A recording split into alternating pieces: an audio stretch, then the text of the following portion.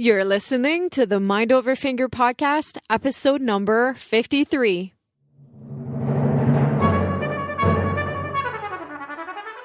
Welcome to the Mind Over Finger podcast. Discussions on mindful music making, efficient practice, and building a purposeful career. And now, your host, Dr. Renee Paul Gauthier.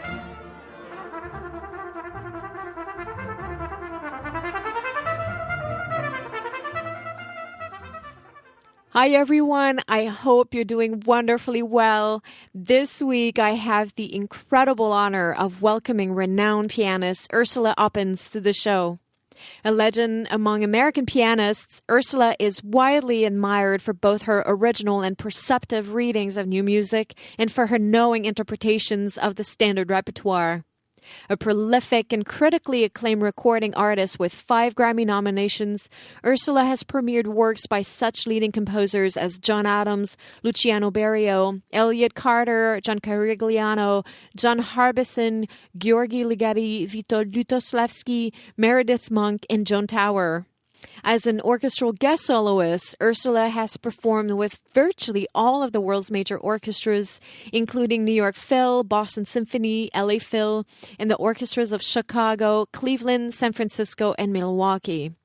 Abroad, she's appeared with such ensembles as the Berlin Symphony, Orchestre de la Suisse Romande, the Deutsche Symphony, the Scottish BBC, and the London Philharmonic Orchestras.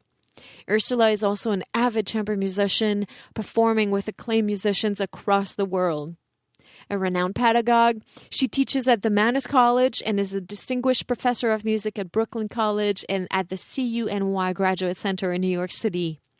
Ursula was in Chicago a few weeks ago, performing, speaking, and leading a masterclass at the Chicago Piano Fest at Roosevelt University, and she was incredibly gracious to take some time in her hectic schedule to sit down with me and answer some questions. I was so inspired by this conversation with Ursula, and I walked away feeling like I had the privilege of spending time and speaking with, as we would say in French, une grande dame. As you'll see, she's an incredibly passionate and wise musician, and her and I covered several topics, from the reality of a career in music today to how she approaches learning new repertoire and how she stays focused in the practice room. Ursula is a force of nature, and she's so generous with her insight. I know you'll love this discussion. Let's go to the show.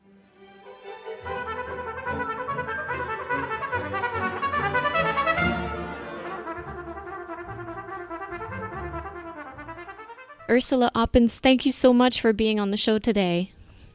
Well, I'm looking forward to your questions and thinking about all these issues. Ursula, you are recognized for your important contribution to the world of new music, but also as someone who is equally at ease with the standard repertoire. And you have quite the resume. I really invite my listeners who are not familiar with you, maybe they are, they play a different instrument, to visit your website and watch some of your wonderful videos on YouTube. But for those who are not familiar with you, would you please tell us a little bit about your artistic path and how it has unfolded? Well, my parents were both musicians, and that's really an essential part of my life. They emigrated from Europe in 1938. They had to leave. And they missed the artistic life of Europe. And there are many reasons. So I grew up with a full background in classical music. But one day I sort of discovered that you don't have to wish you were still in Europe. There are composers right next to you. And that's basically how I developed my interest in new music. And that's why they both exist. You know, my love of pre-existing music and my interest in people who are writing music today. Well, that's sort of the genesis of it. This is great. I was reading your biography and I saw no other artist alive today has commissioned and premiered more new works for the piano. Can you talk to us about this process of bringing a new work to life when you pick up the music for the first time? What does it look like from your perspective to pick it up, from, it's a new score in the practice room to bringing it on stage? Okay, well, first I'll make a slight correction. I'm sure there are other people who have actually commissioned more pieces. I haven't counted, Well, the main thing is basically to suspend disbelief. In other words, as one does in the theater. Don't assume this piece will be anything like anything you've played before. Don't try to put it into a mold, I love notation. And I can't quote him exactly, but Charles Warren said something about what he loves about notation is that some of it is defined and some of it really isn't defined. Like, we have no idea how many decibels a forte is. And that's a very good point. And so basically I try to start at the upper left corner. Usually I do things way under tempo for a long, until I can play them faster. And actually I had a sort of fun little discussion with Jerry Lowenthal the other day. And he said, I find it hard to learn a piece until I know what it's about. And I said, but I find it hard to know what it's about till I've learned it. Mm-hmm. And there is this, they're both true. We really don't know what it's going to sound like till we can play it. Mm-hmm. So there's a combination of sort of dutiful and almost mechanical learning with gradually figuring out what it could sound like. But as I say, you can't put it into a pre-existing mold. Mm-hmm. And that's the fun of it. I mean, that's, it's a path you've never taken before. Mm-hmm. And in that sense, it's completely different from learning, let's say, a Beethoven sonata that you've heard all your life. Though, I should say, learning new music has helped me a great deal with learning Beethoven sonatas. That's really interesting. Yes, of course. And, thinking about your career, do you think it's important for young musicians today to maybe have a niche? No. I think people should, study as much as possible and be open to as much as possible. And I know people who are doing marketing want their lives to be easy so they can just market. But we want to be artists. Mm-hmm. And I think in the long run, people are much more excited by someone who shows somewhat unexpected interests than someone who is predictable. Mm-hmm. That makes sense. And I loved hearing the story of how for you it seems to have really unfolded organically, it came into your life.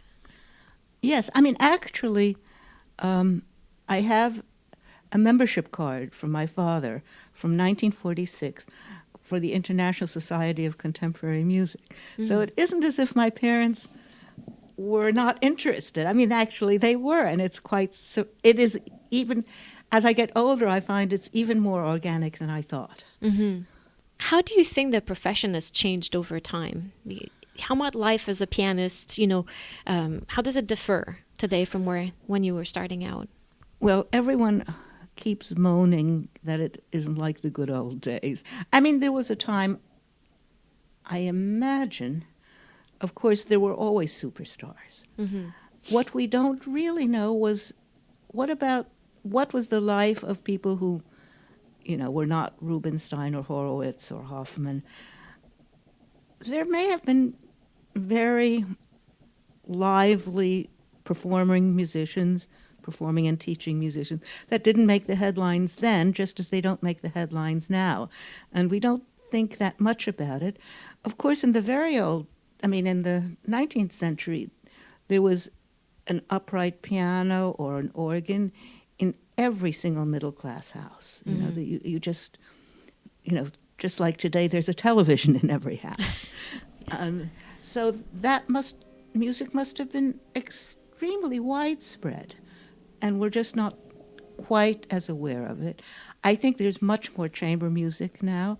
I think there's a blending of lines between classical music and improvisation and jazz and rock and, trying to there are many people who sort of take something from every genre and make their own music. So that's quite a new phenomenon. Though, if you go back 100 years, let's say to the early 20th century, there was hardly any musician who did not improvise. They might not have improvised in a different genre, but Beethoven improvised, Liszt improvised, everyone did. So in some way it's a return to the past, what's happening now. And I think it's here at Roosevelt where we are that there is now an improvisation course is required for pianists, being taught by someone who is known to be an early music specialist, but it isn't only early music improvisation. So I think there's a return to the sense that a performer can improvise, a performer can compose.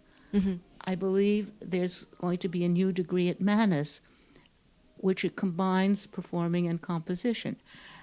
And actually yesterday I said sort of offhand, I think the strict division is somehow related to the invention of the assembly line, And now we're saying, well, we don't really want an assembly line. That goes back also to your question about niche.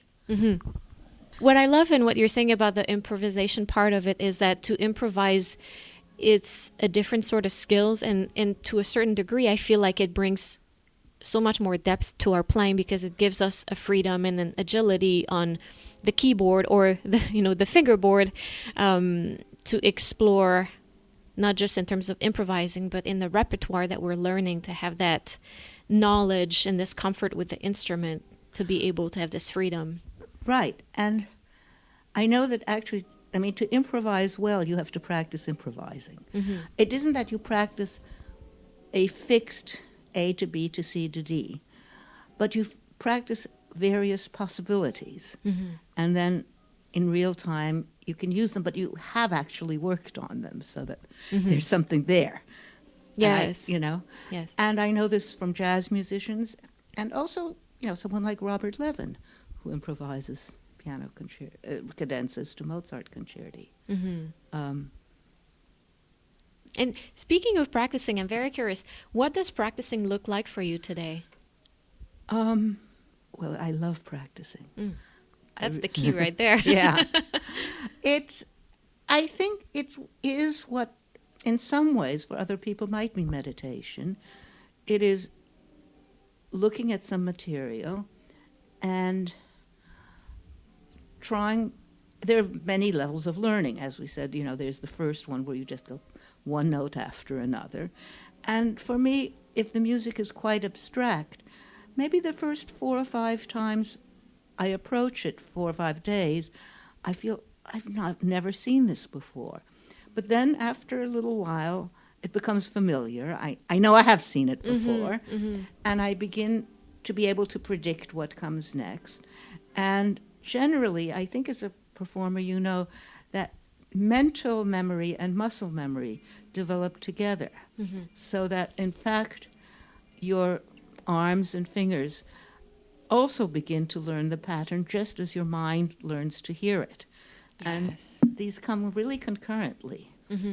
And then, of course, once you basically know a piece, or even if it's a piece, let's say that you're reviving that you've played before, so you think about how do you want it to sound, what could be different. And again, there's an element of improvisation because you want to try different ways of how much retard, how loud, And I believe very much in memorizing when possible, because that's not exactly the same as saying you have to perform by memory, but knowing a piece by memory means you really know how it's structured. Yes. And you know that the first time it does this, and the second time it does a variation. And if you don't,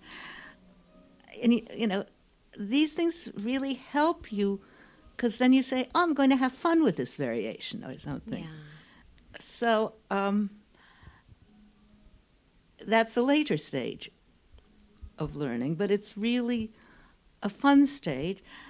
And then, of course, if you're going to perform by memory, which is terrifying, you you really want to have every possible backup in your brain, and which means, if you're really good about it, you could, write out the harmonic structure. That's really the most important thing, because if you have the harmonic structure and basically the length of the phrases, you could improvise a piece just like the one you're trying to play by memory. No, I think of that sometimes with variation sets, that actually it wouldn't be a disaster if you couldn't remember a variation, as long as you could just put in another variation. Yes. What I love about what you just said is how you encourage to memorize this. I might have to extract that little segment and play it to my students all the time, because I tell them, even if you don't perform by memory, try to memorize it, because we know it's so much better. And I compare the different types of learnings. Of course, we're all different. Some people are more visual or oral or, exactly what you were saying, and just maybe writing down the harmonic progression. I compare that to having different sets of spare keys hidden all around the house, so that if you have if you lose your main key, there's something hidden under a pot somewhere. So if you have a little memory slip, you have the harmonic progression in your head, or you visually remember what it looks like. Exactly. And to perform by memory, as I said, it really is, not for everyone. And we hope that young people find it, as we get older, it's a little harder. So what are your tips right now to memorize? Well, I play a little bit less by memory than I used to, but I still find it, and there are times I feel that at one point in the 90s, late 80s, I played Elliott Carter's Night Fantasies by memory several times. And I felt that was a mistake, because I felt it was so hard to memorize that in order not to fall apart, I really could not enjoy it very much, But that is but there are people who play the Boulez second by memory. I think it depends on one's own abilities also. But I wouldn't, as someone who's also a professor in a music school, I would not insist that pieces of such difficulty be memorized, because I think it only would make people not play them. Yeah. But I also think that, yes, it is good to have done the work, even if you don't want to do it in public, I have a question for you, and it might not be great, because you said you love practicing. Yeah. But as we get busy and I was looking at the program here, you're performing and you're giving classes and you have talks, very busy. You sit down with me to give an interview, a very busy day. And at home you are teaching a lot. How does one find the energy to practice at the end of a very busy day? Well, or the beginning? Well, that actually makes a big difference, because one sometimes decides, well, won't start teaching till 2 p.m. Then you're very nice. And I actually was speaking to someone else, I can't remember who, and it said sort of like every minute of the day when I'm not doing something else, I'm practicing. And I do find that sometimes I'm very tired and I think I don't have the energy, but I say, just walk to the piano, and then I'm interested, Of course, the piano, I don't have to tune it before I play. It's there for me. Yes. Although if it's out of tune, you're stuck with it. Yes, that's true. But and the other reason I love practicing is that if you practice something fairly steadily, day after day, you really feel the improvement. You notice the improvement. It's tangible. Whereas if you practice less than a certain amount, it feels like you're always in the same place. So that makes, if you've done a few days practicing, that makes the next day even more rewarding and enjoyable. Yes. I love that you said that. And even to a certain point, I would say if I take... I have very young children right now, so if it happens sometimes that I'll take a few days without practicing, and when I come back, I feel like I'm not as good of a person. No, it has nothing to do with being a good person. But the other thing is, children learn so much faster than adults. And when I said playing by memory is terrifying, this is the one secret I would want to keep from a child. Because they shouldn't be terrified. They just should feel good about it, I mean, it's only when you reach a certain point, it's probably psychological even to say that. Because there could be a way where you say, it's no more terrifying than taking a walk. Right. It's when we're afraid of this outside judgment. Yeah. Yeah. And, how about this, the fact that, pianists they always practice so much. It's kind of legendary that pianists practice so much. How do you go about fostering focus in your practice? It might be very good, I've done it often, to take a short walk before you start practicing and think about what you're going to do, what you're, not only what you're going to start with, but what you really want to do that day. And that helps really a lot to just think about it away from the piano. And I love walking, so that helps. And there's times when especially if I've practiced a lot, where I say, I'm actually de-learning the music and I better stop. If I feel something's going wrong. I take a lot of breaks, little tiny breaks, partially because, if you do something that's physically taxing, eventually your muscles get tired. I mean, I think it's lactic acid that builds up in your muscle, and you just have to let it dissipate. And you can walk around the room, you can read an article in the newspaper, but you just have to, and the more intense you are, the less you want to take a break. So it's hard, but you really have to. And also taking a break makes you say, well, time to go to another passage, or time to, why don't I do this a different way? And of course, technically, we have many little tricks we use to get our fingers to be able to do what we want them to do, or the bow, or all the things we learned at conservatory, just for a fast passage, dotted rhythms, staccato, other groups, they're still very useful at any age. I agree with you for sure, yes. How about a round of rapid fire questions? I have some short questions for you. What's your favorite tool in the practice room and why? A pencil and metronome are essential, and a New York Times is helpful. Why is that? Well, for those little breaks. Oh, yes, of course. That's very good. For the people who are dreaming of a career that resemble yours, can you tell us a little bit about what your life looks like? Well, when I was younger, I did some competitions and did well in some of them. And actually, possibly my favorite organization, Young Concert Artists, is still thriving and helping people a great deal. And I think competitions are very good. Now, this means I tell my students, you want to play your best.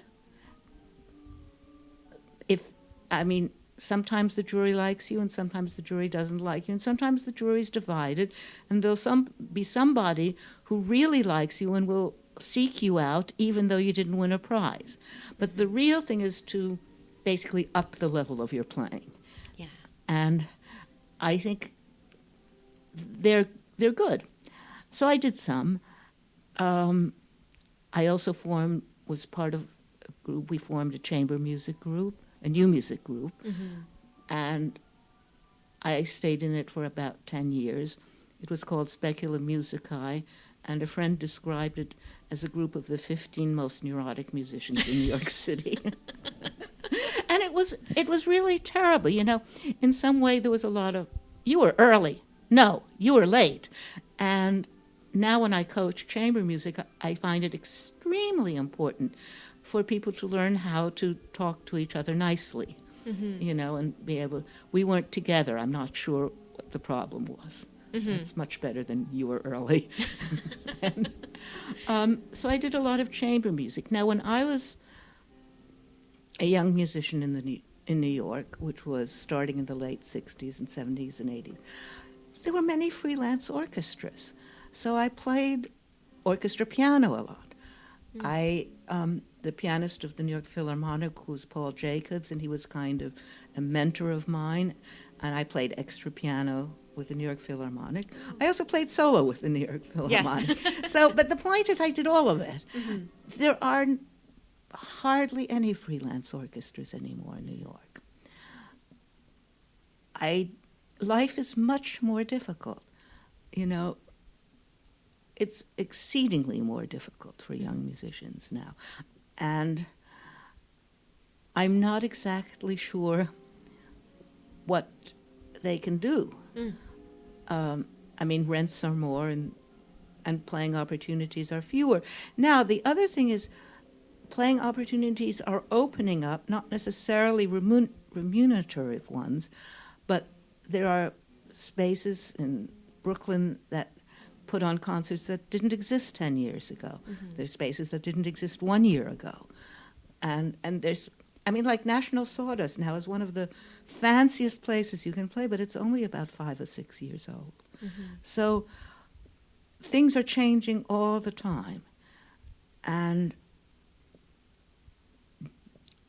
it's great to be part of change. I think one thing that hasn't changed is that it's very good for a group of musicians to band together if they have a common interest and work together. And I found even with the group Speculum Musicae, it was much easier, let's say, to ask people for money or to say we'd love to play, knowing that I'm doing it for other people, not just saying not just that it was for myself.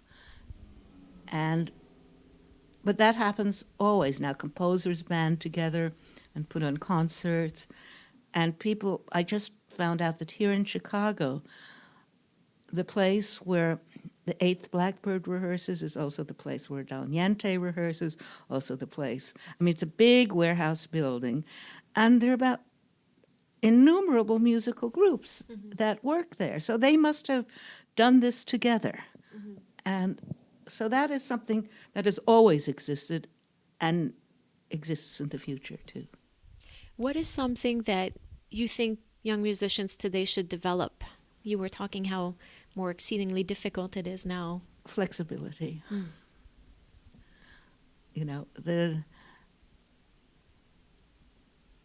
You see, people love music. So it isn't as if music would ever die, in a sense. You just have to find new ways of connecting it with people. I think now, in this day of so much internet dating and Facebook, there's a real advantage to going to a concert where there are other human beings in the flesh. And that's something that is very special to the live arts. And I think that's going to help them survive and thrive. Really great answer. What's a habit, I love this question, what's a habit that you have that you think has contributed to your success? I have no idea. I would answer laziness. See, that's why I love this question. You never know where it will take you. Meaning that I try to find sometimes the simplest route. I think my education was very helpful to me. Mm-hmm. I was an English major and an economics minor in college. And that means I can write letters of recommendation and I can read a budget. And these are essential. These are actually rather important skills for a musician, mm-hmm. to be able to, be organized about finances and to be able to write well. Mm-hmm. So, but it's sort of funny to say it's much better than having gone to music school. Although I find it hard to believe that you're a lazy person.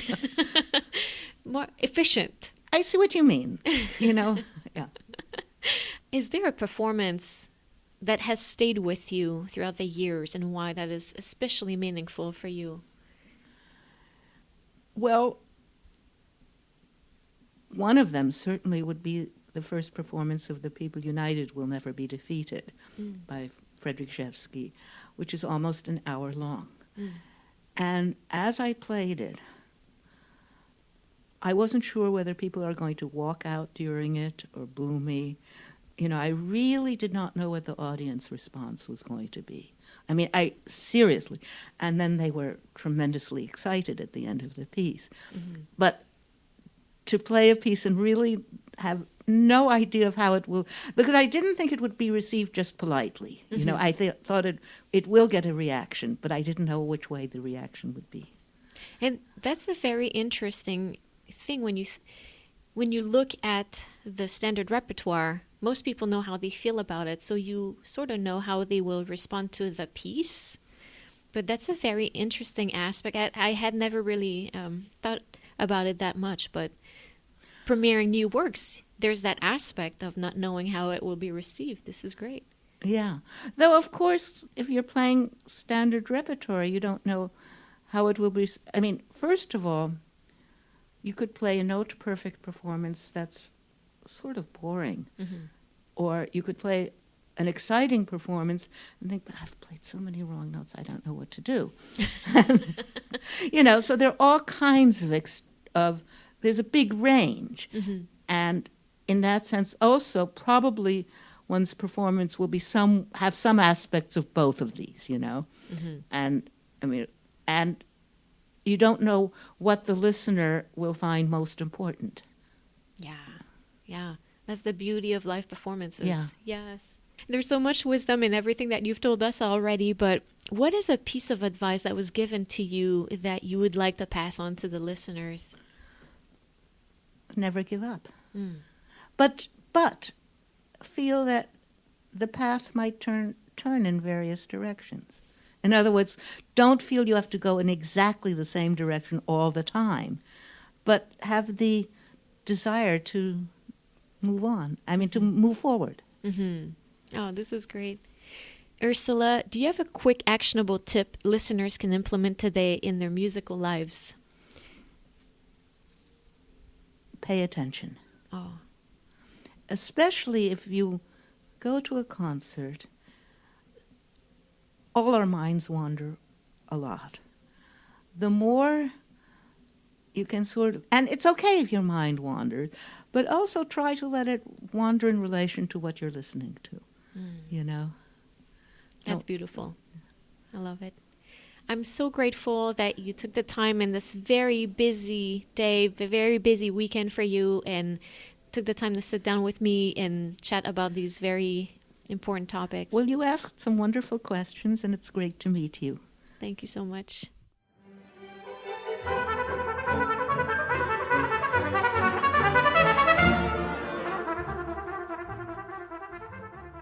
Thank you guys so much for listening. I hope you enjoy this conversation with Ursula Oppens. As I mentioned in the intro, I had such a great time speaking with her, and her wisdom resonated in my head for days after our talk.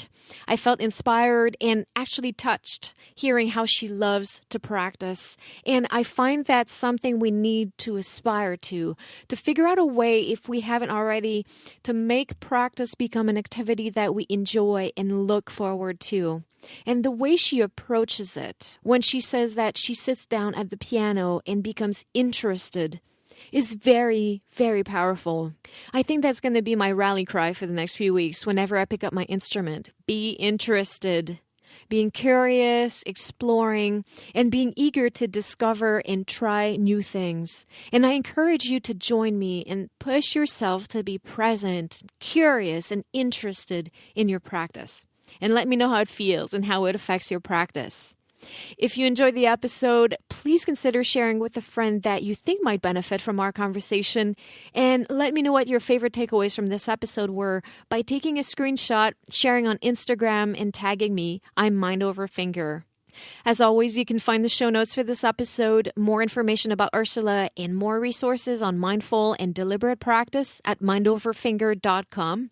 You can also join my Facebook tribe at facebook.com/groups/mindoverfingertribe, where I pop in once a week for live videos answering your questions. And if you're looking for the perfect tool to start applying more mindfulness and patience in your practice, sign up for my newsletter to get your free guide to a super productive practice using the metronome. You can find that at mindoverfinger.com or click the link in the show notes. This guide is the ideal entry point to help you learn faster and achieve more efficiency in your practice. It's filled with tips and tricks on how to use that wonderful tool better, and it's going to take your practicing and your playing to new heights. Before I sign off, I want to thank Winston Choi, Associate Professor of Piano at Roosevelt University, for facilitating my interview with Ursula Oppens and with another pianistic legend, Jerome Lowenthal. And that discussion is coming next week, so make sure to tune in. Again, thank you, and à bientôt.